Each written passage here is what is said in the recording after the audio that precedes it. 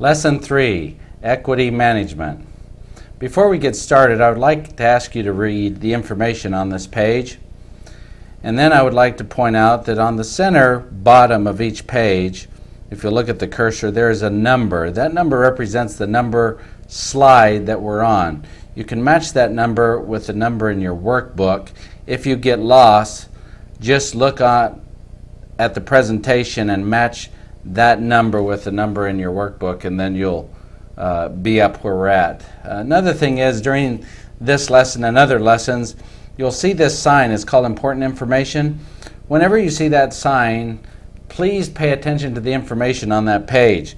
I have placed on those pages traders' tips and very valuable information that I don't want you to forget as you trade. You will probably end up memorizing that information and have that become a part of your trading style and technique.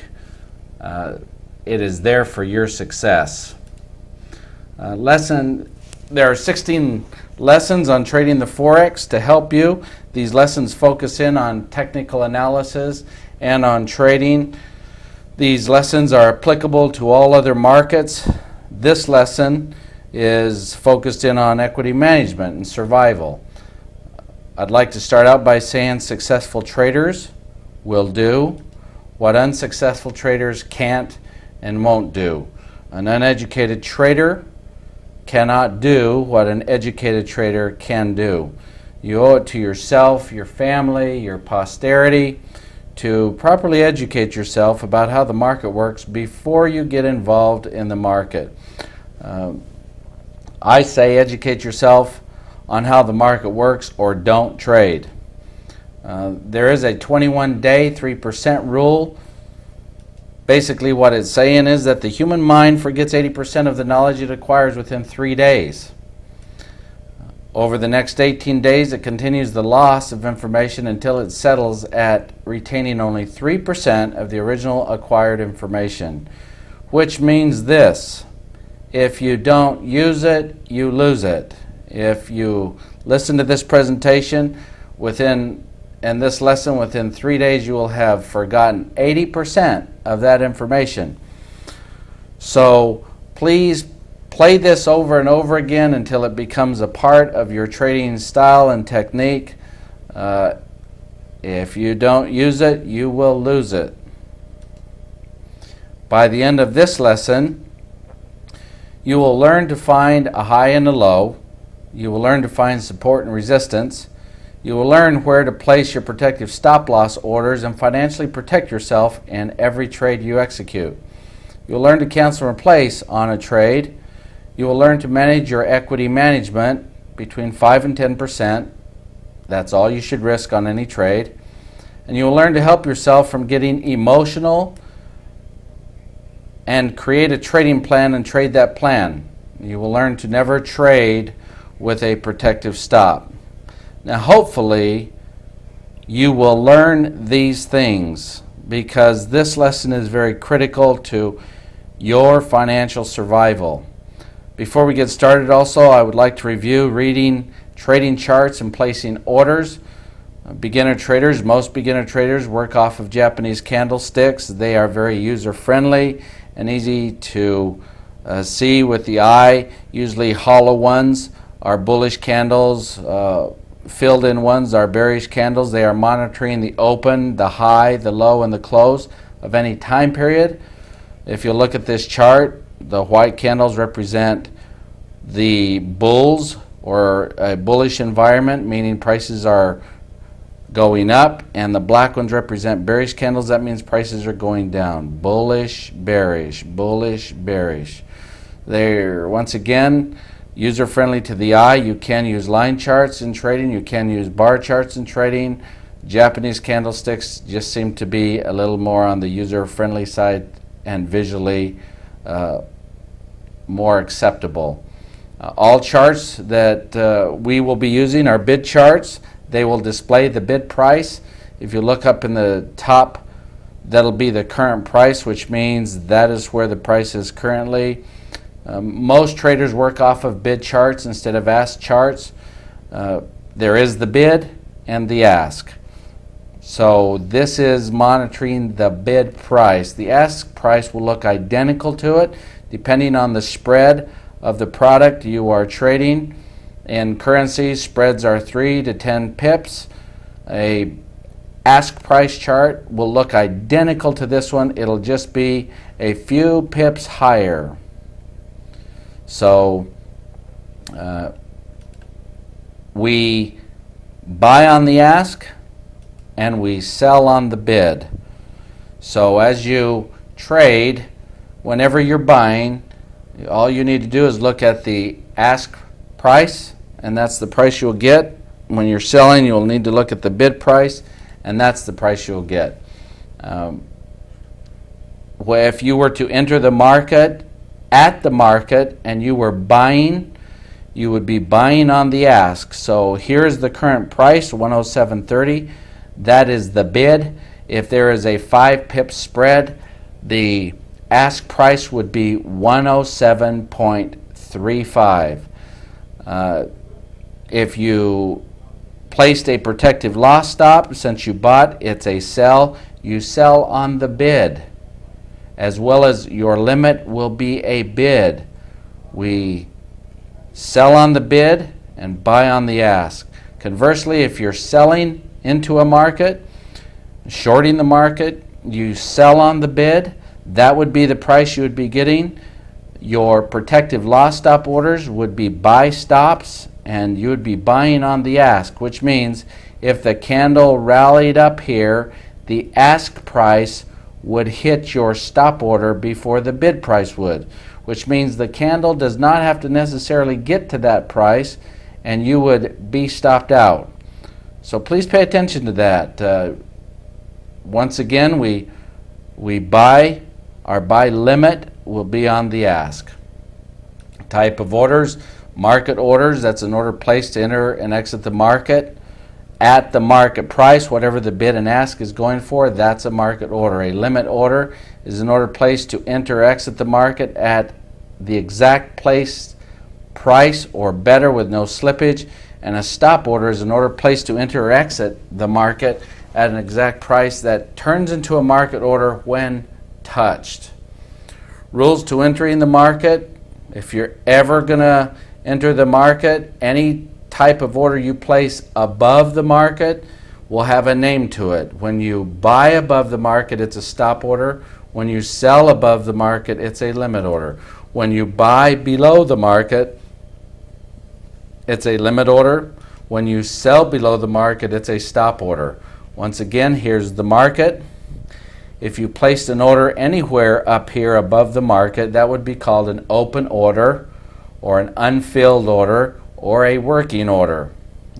Anywhere above, wherever the market is, where you will have to make a decision to either buy or sell above the market. If you buy above the market, it's a stop order. If you sell above the market, it's a limit order. Conversely, any order placed below wherever the market is, that would be an unfilled order, a working order, an open order.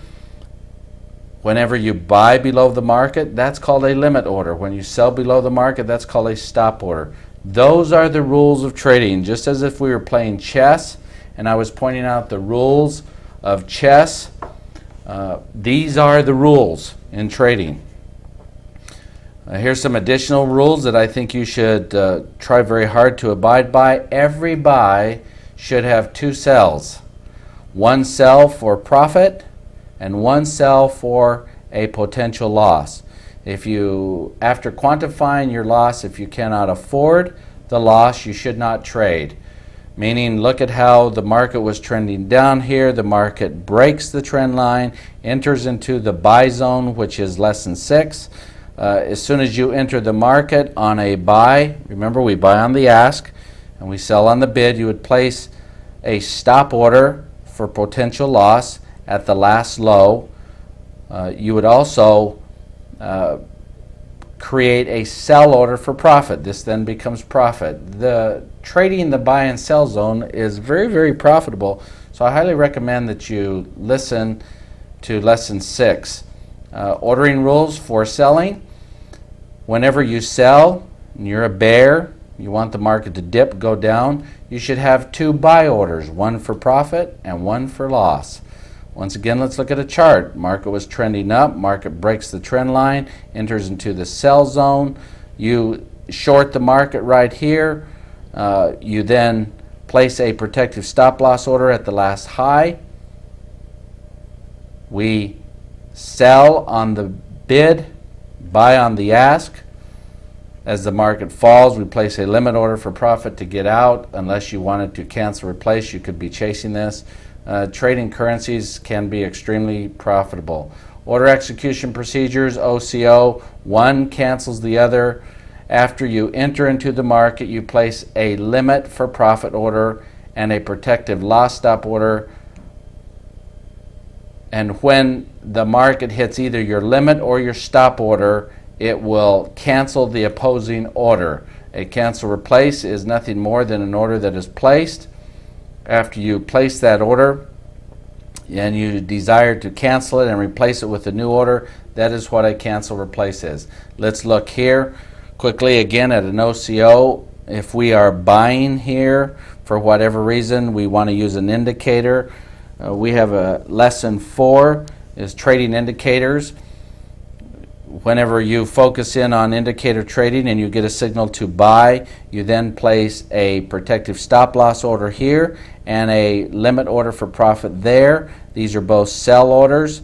Sell for profit, sell for a loss. OCO means whichever the market hits first. If the market hits your limit order first, it'll cancel this one. If it hits the stop order first, it'll cancel the opposing order. Either way, you can set it and forget it. You do not have to sit in front of your computer and watch this. Cancel replace, locking in profits. I highly recommend that you clearly understand how to cancel and replace. This lesson is going to focus in on canceling and replacing, but whenever you enter the market and chase the market in an educated fashion, meaning once you have found a trade, you enter buying or selling. You then place a protective stop loss order as the market starts to rally and continue to move in your direction. As it continues to move, you cancel your stop and replace it to your entry, therefore placing yourself hopefully into a break even. As it continues to rally and wave and move, you stay behind it, canceling and replacing, locking in profit. Look at how I cancel and replace and stay behind the movement of the market. You'll learn a lot about price swings in lesson 7, which focuses in on the price swing and the Fibonacci. It teaches you all about these waves. Canceling and replacing is all about finding a trade. Once you find a trade, you can see that the market waves. As it waves and achieves a new high, you will then move your order to the last low. See how the market made a new high? Then it waved back and it U-turns and it's starting to make a new high. Now we cancel replace it to here. As it's made a new high, you have to give it time to come back. As it comes back and bounces, now is the time right here that you will cancel, replace your order from here to here. It then retraces, comes back. As it retraces, U-turns and rallies again. Look at how it's making a new high, taking out the previous high. You can then cancel, replace your stop from here to here.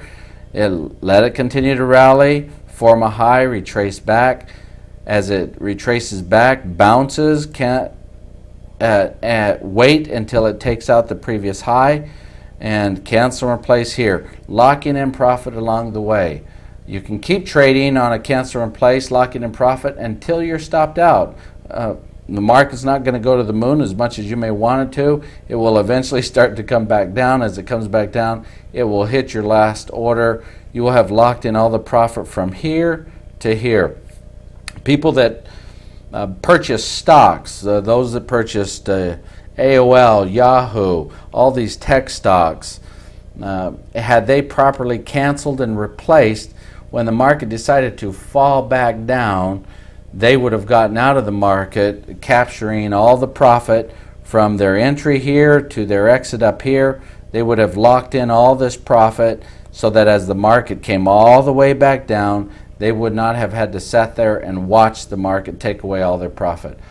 Remember, only cancel in place to the new last low after the market has made a new high. Conversely, same rule applies. Only cancel in place to the new last high after the market has made a new low. Now, if you enter here, look at how the market just took out the new low. It then began to wave. Now that it's waved and it's taken out this low, you can cancel replace your stop from here to here as it took out this low.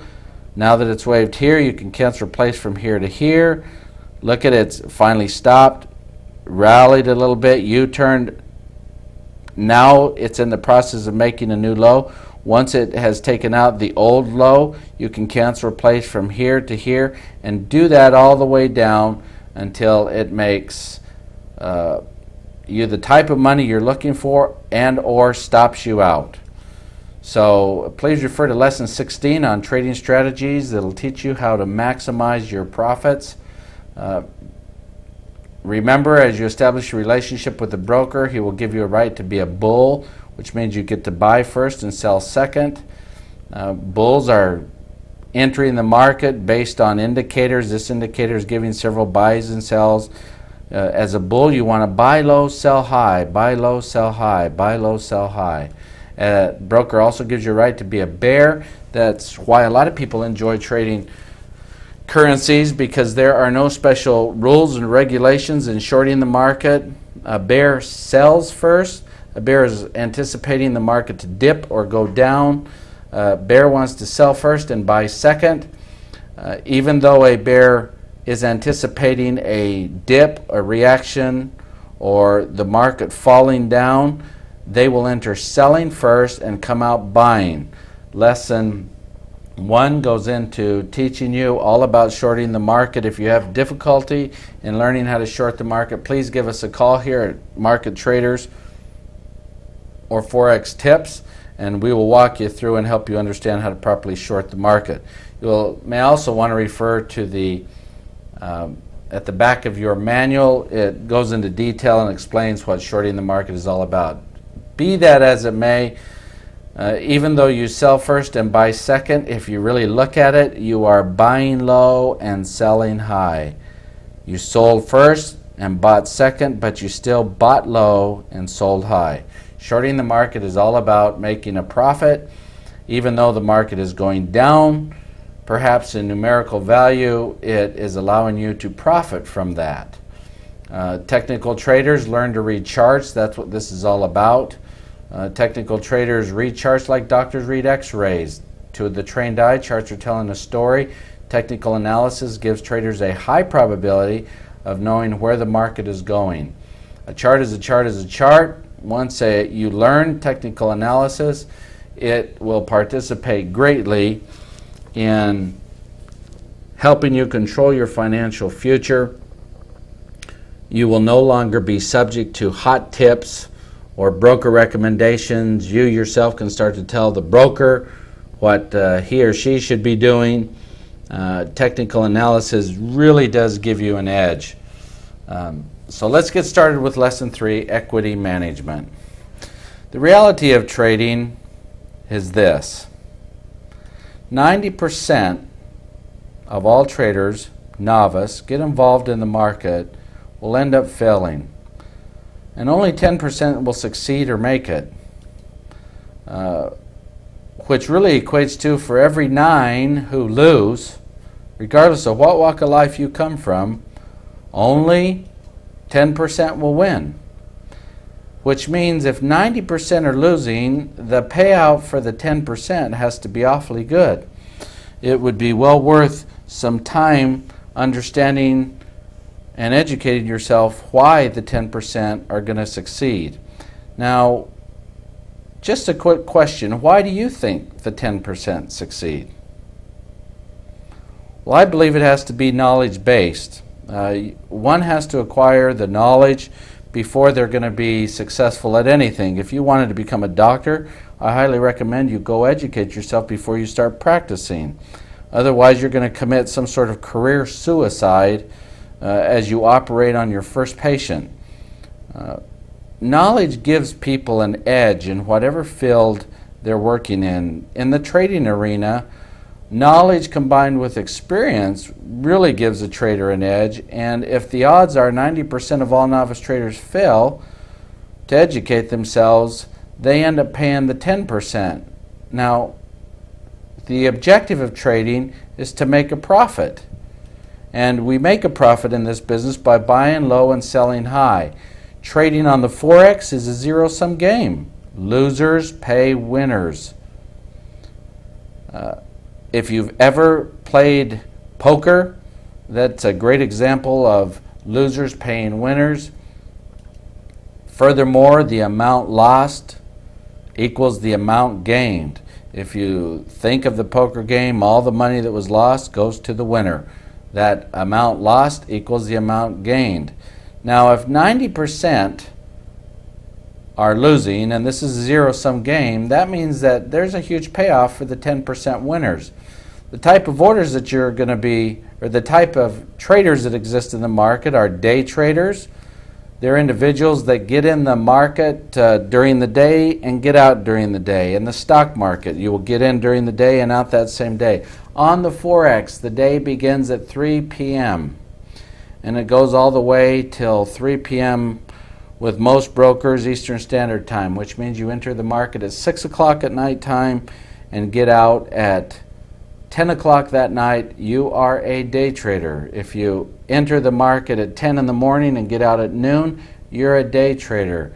If you enter the market at 4 o'clock in the afternoon and get out at 2 o'clock the next day, you are a day trader. Even though you were in overnight, that's considered day trading on the Forex. The other type of trader is what's called a position or overnight trader. That's an individual that takes a position, buys or sells today, and enters the market as a bull or a bear today, and they stay in for perhaps one solid day. They stay in until tomorrow, the next day, for 2 days, for 2 weeks, 2 months, 2 years. Warren Buffett purchased stock 40 years ago. He is a position or an overnight trader. He's still in. Before you ever execute a trade, you need to decide to either be a day trader or be a position or overnight trader. This is very important. It plays a big part in your strategy. As you're creating your trading plan, create a timeline as to how long you will stay in that trade or want to stay in that trade. Be clear with that decision. Do not vacillate. Managing your risk. Whenever we get into the market, you really can never quantify how much money you can make in a trade. The people that bought some of these tech stocks for $1 a share, $2 a share, and watched that tech stock rally and split and rally and split and rally and split and eventually go from $2 to $300 a share, they really never could quantify how much they could make in a trade. But every one of us can quantify how much we're willing to risk or lose on a given trade. Before you trade, quantify that risk. Say to yourself, I'm willing to risk this much on this trade. And do not risk your entire financial portfolio on a single trade. It's not worth it. You should risk no more than 3 to 10% of your margin account on any given trade. If the risk is too great and the reward is not there, then pass on the trade. Believe me, in the stock market, there are 40,000 different stocks to choose from. There's no such thing as a lotto trade. This isn't, hey, Martha, let's sell the farm. This is not about that. You can always pick another stock, one of 40,000. That's not the only one that's going to move. In the currency market, there's several different currencies, 6 major currencies that you can choose. There's always a trading opportunity out there. So don't think this is it. I've got to do this one. Ideal risk management is this. If you have in your margin account $5,000, you should risk no more than 10% or about $500 on a trade. If you have $7,500 in a margin account, and your average risk is about $500 a trade, that comes out to about 6.6%. If you have $10,000 in your account and you're risking approximately $500 per trade, you're risking no more than 5% on these trades. Either way, if you ended up losing on any of these trades with this amount of money in your margin account, it is not going to wipe you out, and it offers a second opportunity to go find a trade and make money. Financial survival is the focus of a successful trader. Preservation of capital is the focus of a trader. Do not overtrade your account. Now, what does that mean? When you overtrade your account, that means you're risking more than your 10%. So if you have $5,000, don't risk more than 10% of that equity in that given account. In other words, if you find a trade that's going to require a $3,000 stop, you may want to pass on the trade. Overtrading your account means this. Let's envision ourselves in a room and we have three people that are getting ready to trade. One person has $1,000 in their account, the other person has $2,500 in their account, and the other person has $5,000 in their account. The broker requirements are that you need a minimum of $1,000 in your account to trade a currency lot. So you turn around and you risk $250 on a trade. Someone else in the room who has $2,500, we'll call that individual number 2, they risk $250. They're getting in on the same trade. Individual number 3, they're getting in on the same trade, risking $250. Now, let's look at the mindset of these individuals. You only have $1,000 in your account. You're risking $250. What's going to happen if the trade doesn't work out? You will lose on this trade your $250 if it doesn't work out, and what then will take place is you'll end up with only $750 left over, which means if the margin requirements are $1,000, that means you cannot go trade again unless you wire some more money. And how long will a wire take? By the time you go down to the bank, wire the money, a lot of things could happen. Not to mention your mindset. If you only have $1,000 in your account and you found a trade, your heart is probably pounding a lot more than the individual that has $5,000 in their account. Why? Because the individual that has $5,000 or $2,500 who's risking between 5 and 10% of their margin account, if they lose on the account, look at how much money they have left over.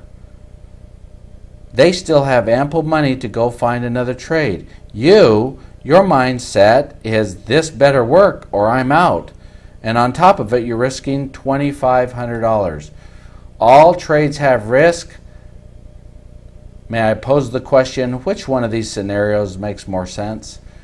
Do not overtrade your account. This is overtrading your account. The risk-reward ratios, here's this insignia up here. This is important.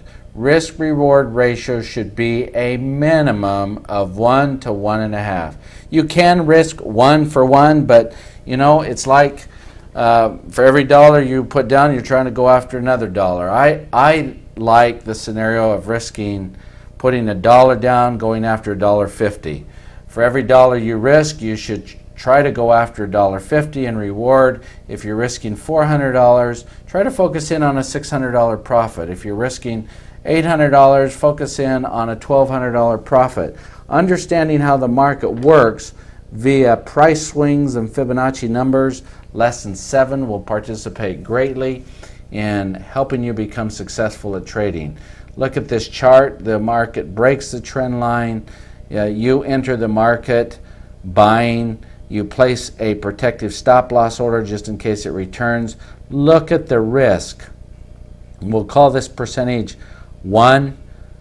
You should at least go after a minimum of a 1.5% reward, which means if you're risking this much, let's go after 1.5 times that and try to get out up here somewhere. Please educate yourself in lesson 2 on the financial game between bulls and bears, understanding where your highs are. Highs 2 to the left, 2 to the right from the wick high that creates a high. Understand where your levels of resistance are at all times. Remember, not all highs are levels of resistance, but wherever the market is, it's like stepping up some stairs, and we go and we find resistance. Conversely, a low, 2 to the left, 2 to the right, that are higher than either the body of the candle low or the wick low. Please make sure you understand and know where all your lows are. Not all lows are resistance, but if you are buying right now, you need to know where your levels of support are. That's going to participate in finding and placing your protective stop loss orders.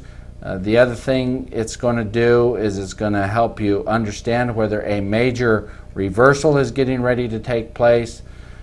Finding support from wherever the current market is a lot like stepping down some stairs. Once again, I'd like to refer you to lesson 2, the financial game between bulls and bears. All protective stop loss orders must be at the last low if you're buying and the last high if you're selling.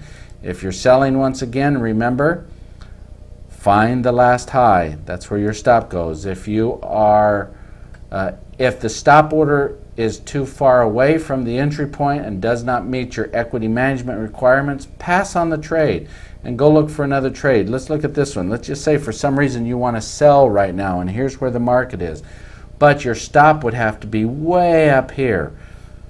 You may want to pass on this trade. Way too much risk. If you're buying, your protective stop loss orders must be at the last low or the latest level of support. Let's just say here's where the market is, you're buying, look at this, offers itself and lends itself to a nice tight stop. This is within equity management. If the stop order is too far away from the entry point and does not meet your equity management requirements, pass on the trade. Let's look at this one again. Here's an opportunity to buy for whatever reason, but your stop would have to be 100 pips away. This is like having $1,000 in your margin account and risking $1,000. Don't risk everything in your margin account on one single trade. Lesson 7, learning your Fibonacci numbers can really help you in fine-tuning where to place your protective stop loss orders. Here's the important information again. If the price swing is too large, you can place your stop at the last high or low.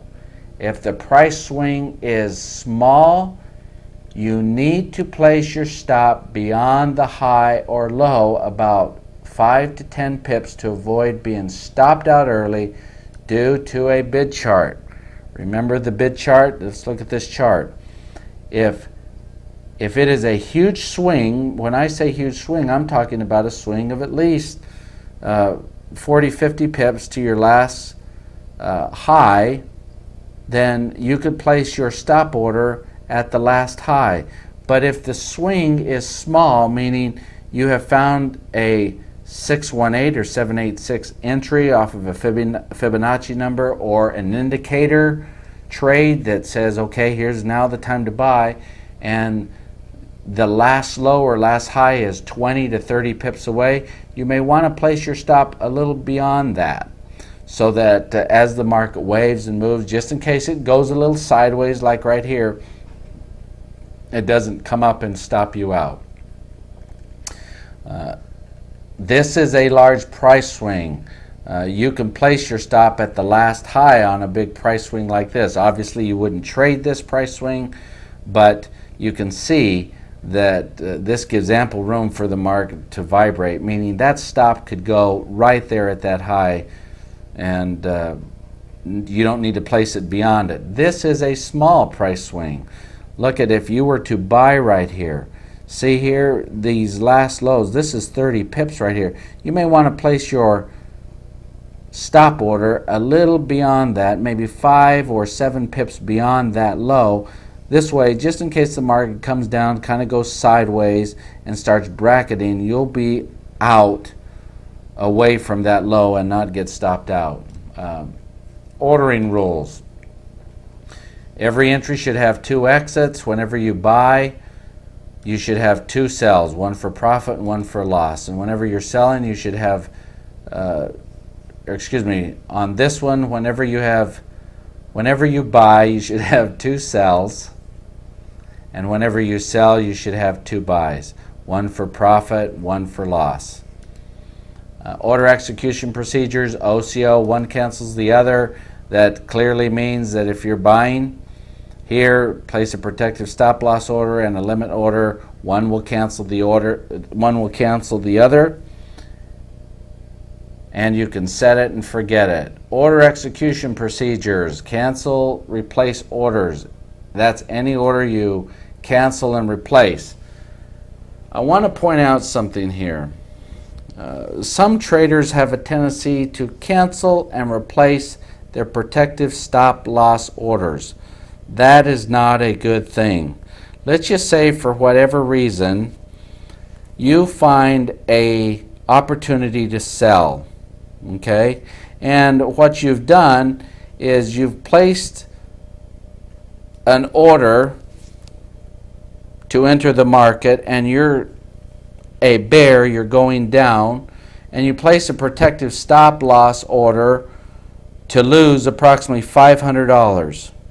Now, what happens is the market starts to rally, and you start to cancel and replace your stop loss order. As the market gets closer, you keep canceling and replacing, locking in losses. This is locking in losses, not locking in profits, because you're going down. Do not cancel and replace stop loss orders. Let's look at here, right here. You sold here, but the market, you were trying to get out over here for profit, but instead the market reversed on you. It started to rally. All you did was cancel, replace your stop, making it higher and higher and higher. As the market rallied, you started to lose money. You canceled and replaced until you were liquidated. Do not do that. Cancel and replace to lock in profits. You find a trading opportunity. Place a protective stop loss order. As the market continues to rally, cancel, replace, locking in profit. See, we're locking in $1,500, $2,000. This is an educated way to do it. Remember, only cancel and place to the new last low after the market has made a new high. Uptrend price swings, lesson 7. This is very important, this lesson 7. Remember, the market as it moves, it swings, and in an upswing, it will rally. Then it'll start to retrace and start to come back. As it starts to come back, lesson 7 also focuses in on teaching you how to recognize a swing and place your Fibonacci numbers. Remember that if it bounces off of this 38250 or 618, it's going to rally and go to a 1.618. Lesson 7 teaches you how to figure all that out. If it goes to 786, it's going to rally and go to a 1.27. So the reason you want to trade and enter the market at a 618 or 786 bounce in the direction of the trend is if the trade doesn't work, your losses are small. Remember, stops are at the last high or the low, last low. Here's an important information. If you are chasing the market for profit, you cannot cancel and replace your order until the market makes a new high. If you enter at a 618 and the market begins to rally and you cancel and replace your order from the last low to the 618 new low, you could get stopped out prematurely if the market returns to the 786 before it goes to the extension. Now let's look at this. Here is the original price swing. You spread your Fibonacci's from the low to the high. The market retraced back, bounced at the 618 and began to rally. See how it bounced and rallied?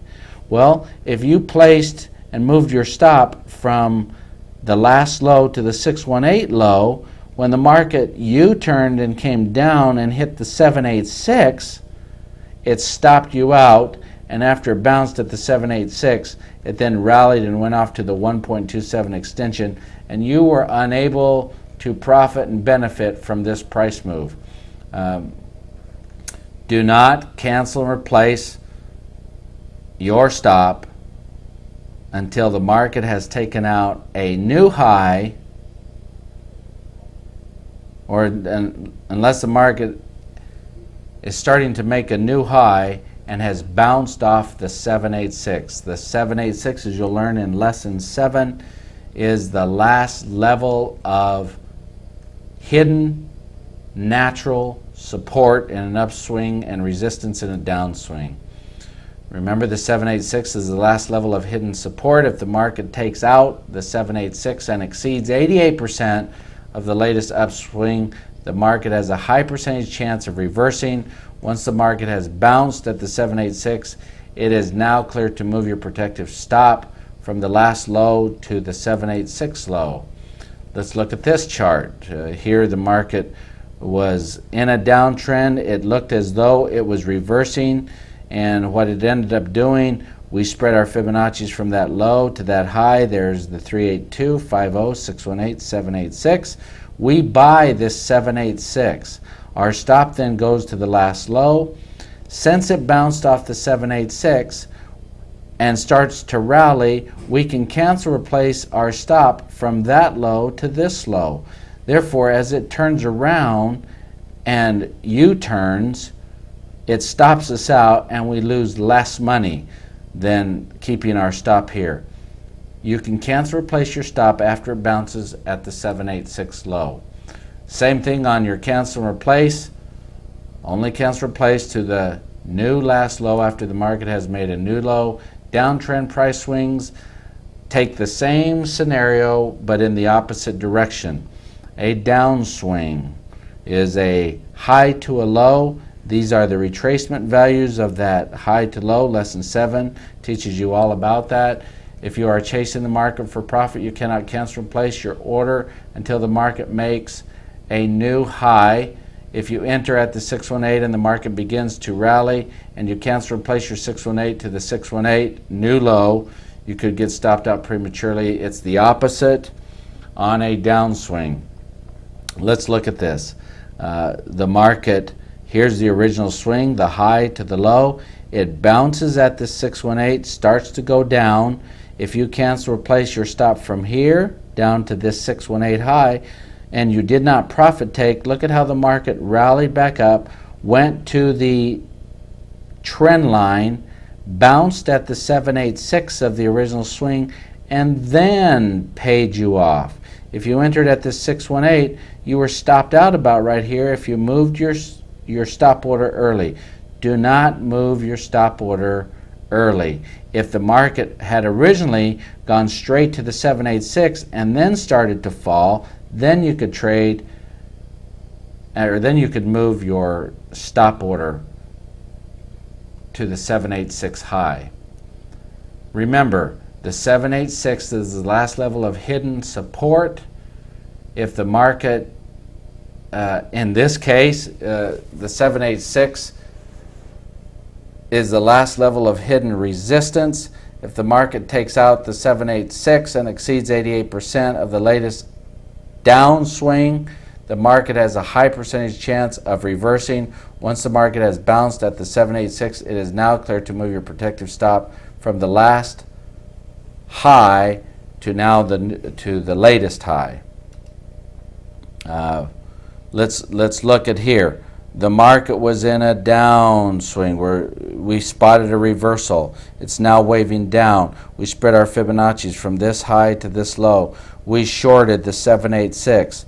As soon as it starts to bounce and fall, we move our stop, because that's the 786, to the 786 high. As soon as the market bounced off of that 786, we cancel, replace our stop from that high to this high. When it U-turns, it stops us out, and look at how it returns and saved us some money. So please pay attention. This is very important. Trading exercise. Is the risk too great? You decide. As we move forward here, you make the decision. You have to make the decision to be a bull or a bear. Now, remember, lesson 2, the rules to trading support and resistance. You want to find all your levels of support and resistance. You want to draw all your trend lines, which is lesson 5. You want to decide to be a bull or a bear. If you want to be a bull, you'll find your protective stop loss at the last low. If you want to be a bear, you'll find your protective stop loss at the last high. Pull out your trader's checklist and create a trading plan and trade that plan. This trading exercise is all about you deciding to make a decision to enter the market as a bull or a bear, and find your protective stop loss order at the last low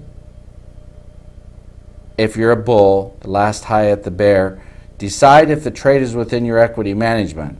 Let's just say everybody has $5,000 in their account, $5,000 in their account, and the current market is right here, right there. If you're a bear, your stop order would be right here. If you're a bull, your stop order would be down here. This is 1.4420 to 50. This is 30 pips. That means each pip is worth $10. Make a decision. You can put this recorder on pause as you make the decision, but please make the decision before you move on in this trading exercise. Now, equal risk to be a bull or a bear in this situation.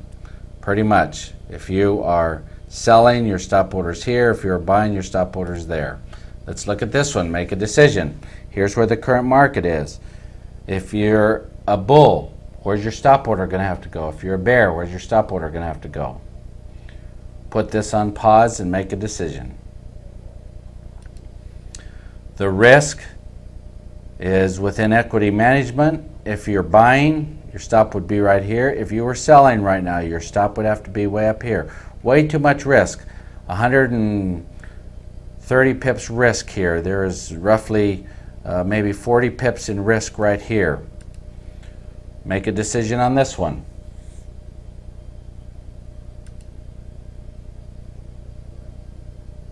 If you are a bear, right now, here's the current market. Your stop order would be at this last high. Small, tight stop. If you're a bull, your stop order would have to be way down here at these last lows. Can you visually see these lows? Too much risk to be a bull. Look at this one. Current market's here. If you're a bear, you're going down. If you're a bull, you're going up. Too much risk to be a bear. If you're going down, this is where your stop order would have to be, way up here. If you're buying, your stop order, you would have to go back and find out where the last low is, because the chart is in the process of perhaps making a low. Stop your machine, make a decision on this one. If you are a bear, your stop order would be at the last high. If you're a bull, your stop order would be at the last low. Too much risk to be a bear. This is 200 pips right here. It's about 100 pips away. Trading exercise. Let's learn to cancel and replace on a trade. You would activate your trading software. Whichever trading software you're working on, activate it. Remember, we sell on the bid and buy on the ask. Your trading software, you should have a trading software that is extremely user-friendly, being able to just click on the bid or the ask and know your price is right there. Trading software is very important. Make sure it's user-friendly, but as well as all your trading software, please have and maintain a paper track record of all your trades. Just in case the trading software crashes for whatever reason, you can go back and you have maintained a record. In this situation that we're going to paper trade, we're going to place our date here. We're going to write down the currency that we're trading. Based on what you know so far, we're going to circle the indicator. Indicators, which is lesson 4. Trading with indicators is very helpful and can participate dramatically, but this indicator is like a moving average. It is giving off a buy signal. This green line, as it crosses the red line, is offering a buy signal.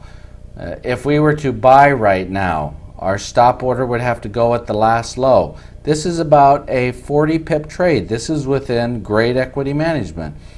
Let's say we decide to buy right now, place a protective stop loss order, literally 40 pips away, because the swing is small, will be a few pips beyond it, and our indicators telling us that the market is turning from bearish to bullish, and we buy here. And because of this last low, we see there's a great trading opportunity. However, we're not going to place a limit order to get out for profit. As a matter of fact, what we're going to do is we're going to fill out our paperwork that we have a buy and the number here, and a sell for a protective stop loss order and the number here. And remember, risk-reward ratio should be a minimum of 1 to 1.5%. For every dollar you risk, you should be going for $1.50 minimum in profit. We are going to have no limit in profit, but if this were our risk, our profit would be somewhere up here around 141, 20, 30, 40 to get out if we were going to have a limit order to get out. But instead, we're going to cancel and replace, which means we've quantified a protective stop loss, but we have not quantified a limit to get out. So we found a trade, we placed a limit order,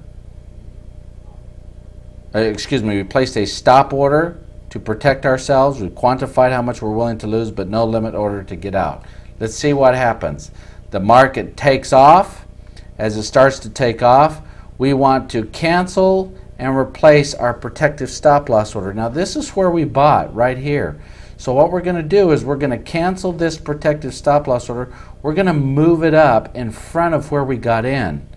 In front of where we got in. Why? Because the market has just now made a new high, and the fact that it's made a new high, we want to cancel and replace and get rid of our risk. So therefore we're going to put an X on this paper as we paper trade, and we're going to move our new cancel replace to down here. Remember, we bought, so this is going to be sell here, the new price and the time. Please keep track of this on paper. Look at how we canceled our stop from this low here to now here. Here is our entry, there's the market, and there's our protective stop. We have literally locked in 20 pips or $200 in profit. In this trade now, we have no risk. Now, if you don't understand this, please back this up and replay what I have said and digest it. You will see that originally we had about $400 in risk. Now that we found a trade, which was this indicator right here, we got in based on this indicator giving us a buy signal. The market started to take off, and we have now canceled and replaced and locked in some profit. We put our order for a few more pips than what we got in at, locking in some profit. Now look at how the market continues to move. It rallied up, retraced back down. Remember, as I taught you in cancel replacing, you have to wait till it creates a high. You have to give it time to retrace back, create a low, and then as the market is taking off, getting ready to make a new high, if the high is good enough and getting real close, you can cancel replace, lock in some more profit. The true rules of canceling and replacing is we should wait until this market has taken out that high. But we could cancel replace to this new last low, which is right here, and once again you'll cancel replace right off this sheet, keeping a record just in case your computer crashes. Look at how the market rallies and now makes a new low. We will want to cancel our order from here and replace it to the last low. See, so if we were chasing this and we got in here, our original order would be down here.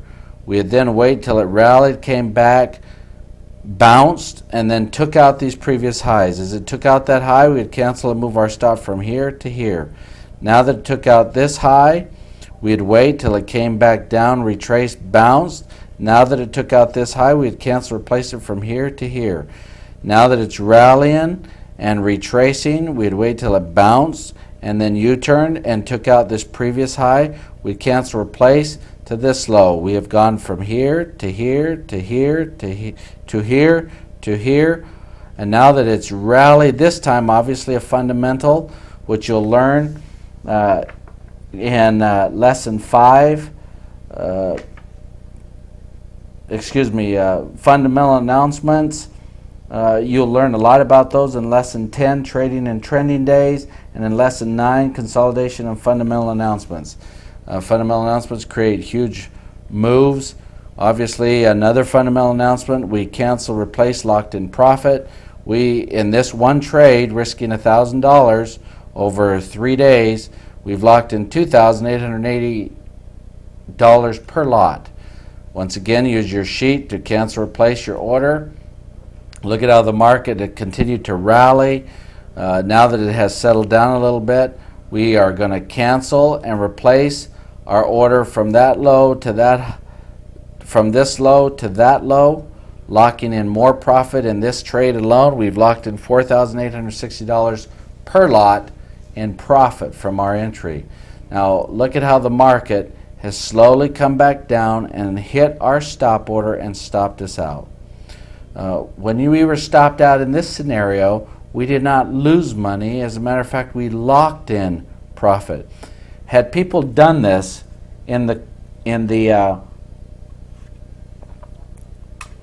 stock market, as the tech stocks were exploding, as all these huge stocks that offered some great, tremendous growth over the period of 7 years, had people locked in profit along the way, as the market began to fall, they wouldn't have had to sit there and watch the market take back all their profit. They would have been benefactors of the fact that the market rallied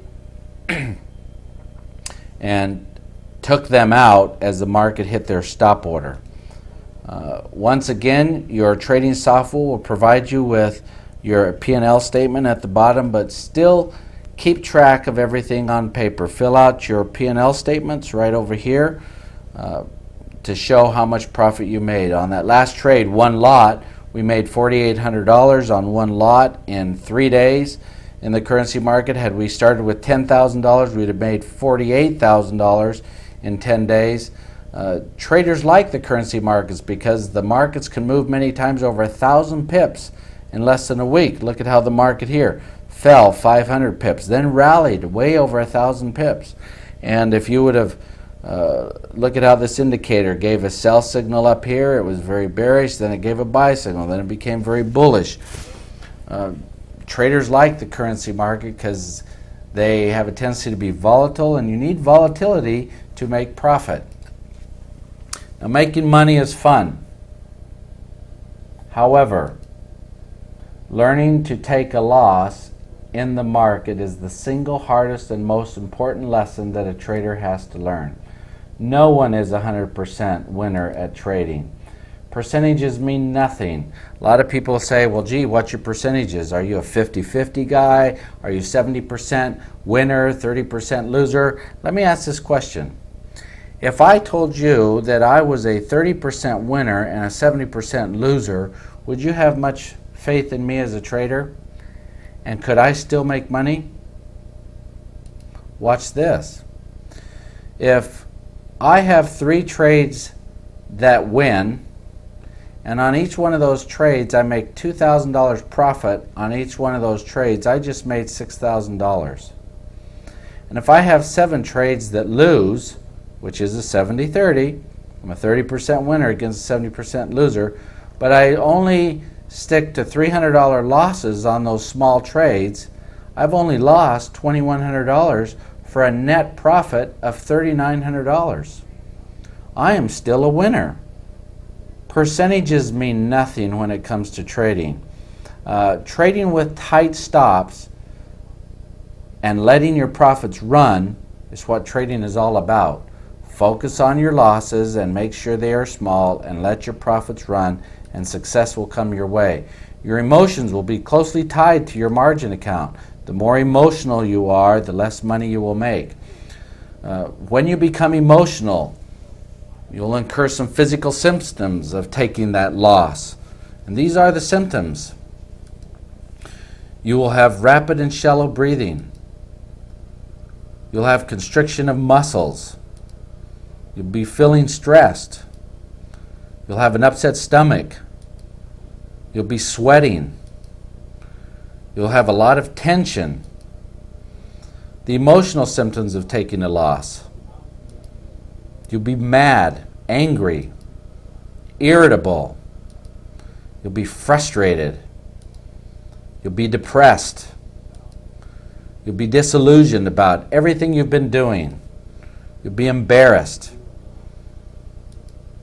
You'll have low self-worth because look at how these emotions take over here. Sensory imagery a trader feels when taking a loss. Their body feels heavy. Their shoulders drop. Their torso is hunched.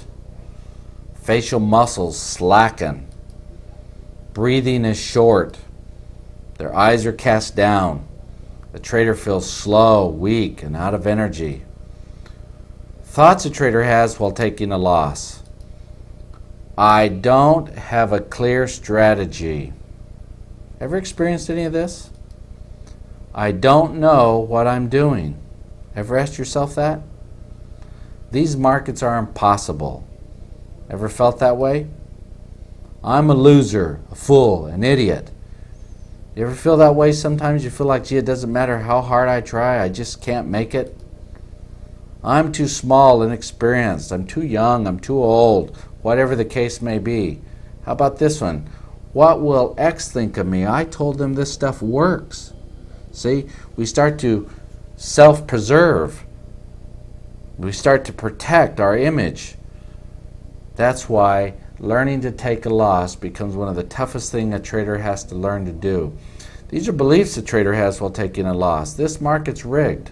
Ever felt that way? How about I can't get a decent fill? How about my broker's out to get me? This game is impossible to win. If I take a loss, then I'm a loser. I never can have a winning trade. Why traders fail? Now think for a second before I move on. Do you think every trader fails? No, they don't. There's a lot of very successful traders out there. But not every trader wins 100% of the time. And that's what divides amateurs and novice traders from professional traders. Professional traders learn to take a loss. Why traders fail is they are trading to get lucky and make money. Their greed exceeds their need, and usually when your greed exceeds your needs, it takes you down a path of self-destruction. They think trading is a game of chance and luck and do not get the proper education to succeed. They're not willing to pay for education or mentorship. Poor focus. No defined trading strategy. This is why traders fail. You know, I'd like to focus in on this one, not willing to pay for education or mentorship. There's a saying that goes like this.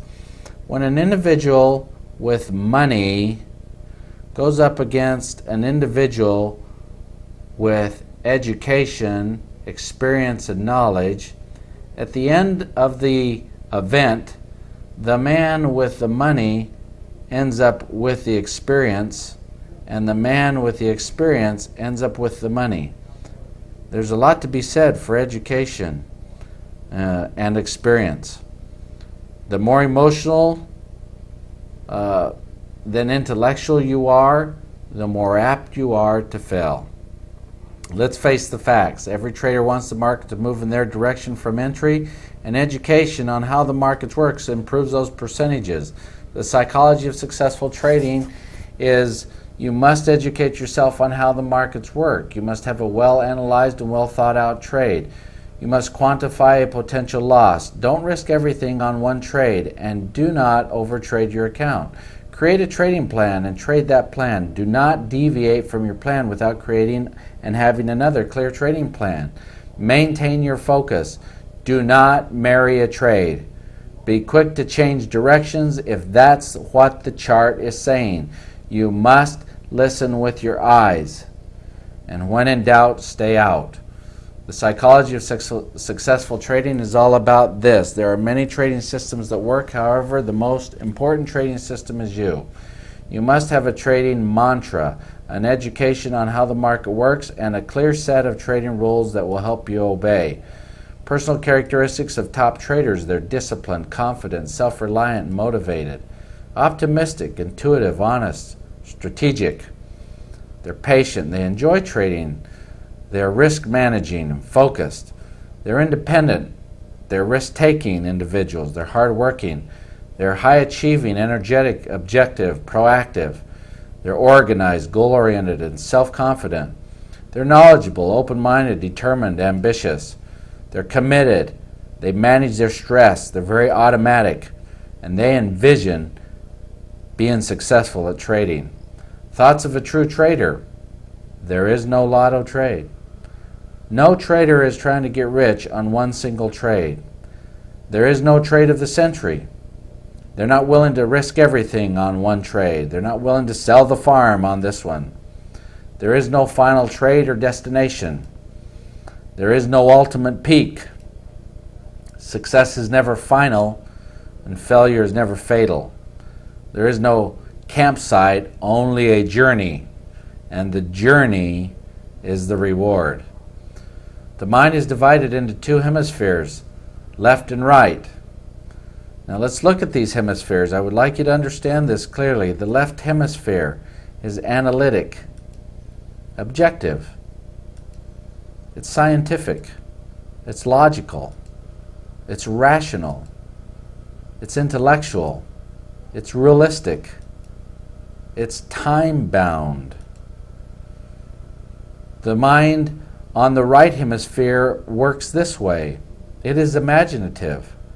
It is subjective. It is artistic.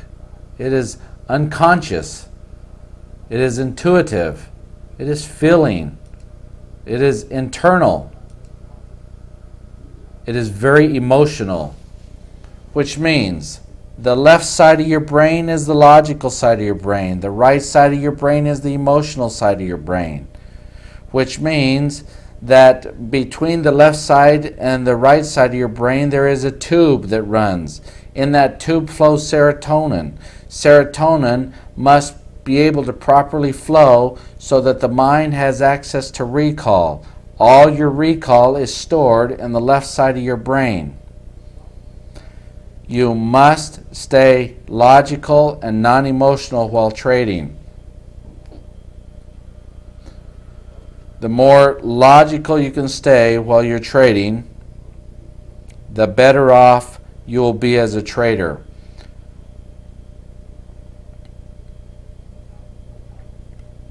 Maintain the left hemisphere of your brain as you trade. Do not get emotional. Have a clear trading plan. What allows you to stay logical is your education in the market, having a clear trading plan, and then trading that plan. That keeps you out of the emotional side of trading.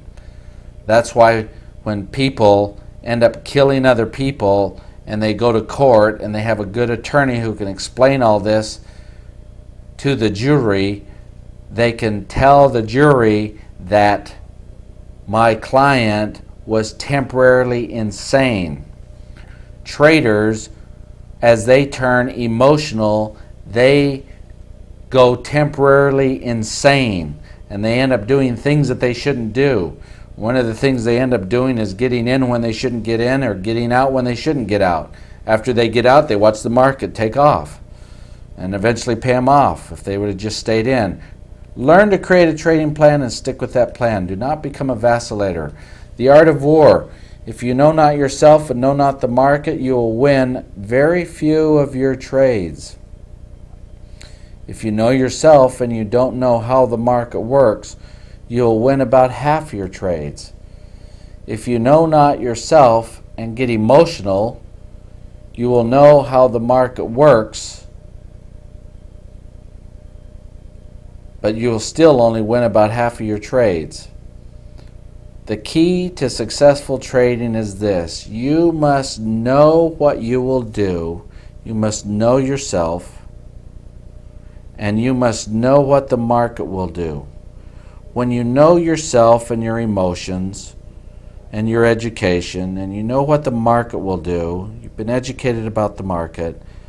No one really knows what the market is going to do, but you have a high percentage chance via your education and experience what the market will do.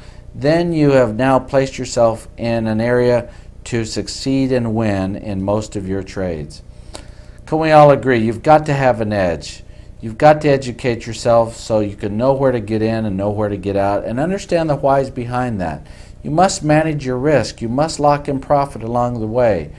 Rules to trading, support and resistance. Remember, you've got to decide and have a clear plan what you're going to do, and when in doubt, stay out. Did this lesson teach you how to find a high and a low? How to find support and resistance, where to place your protective stop-loss orders and financially protect yourself in every trade you execute. Did this lesson teach you how to cancel or replace a trade? Did this lesson teach you how to manage your equity, 5 to 10%, risk no more than 5 to 10% on a trade? Did this lesson teach you how to help yourself from getting emotional and creating a trading plan and trading that plan? And never trade without a protective stop. If this lesson did not teach you these things, then go back and play this lesson. Because of this reality that 90% fail and only 10% succeed, remember, successful traders will do what unsuccessful traders won't do. Because of that reality, that 10% take their time to properly educate themselves on how the market works. There's only two ways to pay for your education. One is luck. If you make money from trading and you don't know what you're doing, you got lucky, and it will only be a matter of time until you get unlucky and lose everything you started with. The second way is mentorship. Working with a mentor and getting an education on how the market works can be like buying a map to a gold mine. You learn where to get in and why, and you learn where to get out and why. That education is invaluable. Market traders and forextips.com, we are mentors. There's 16 lessons that can teach you how to trade the Forex and on technical analysis. They're invaluable lessons. They come with trading exercises that teach you to be proficient. They come with a trading mantra that you must obey. And if the market does not meet your criteria, then you must stay out. Remember, if the chart is not clear and doesn't visually make sense, when in doubt, stay out. That 21-day 3% rule, because of that rule, you've got to play this lesson over and over again until you understand the key points of this lesson. And I would like to commend you on investing in yourself and purchasing this lesson. Everyone here at Market Traders appreciates your investment into yourself. Remember, successful traders will do what unsuccessful traders won't do.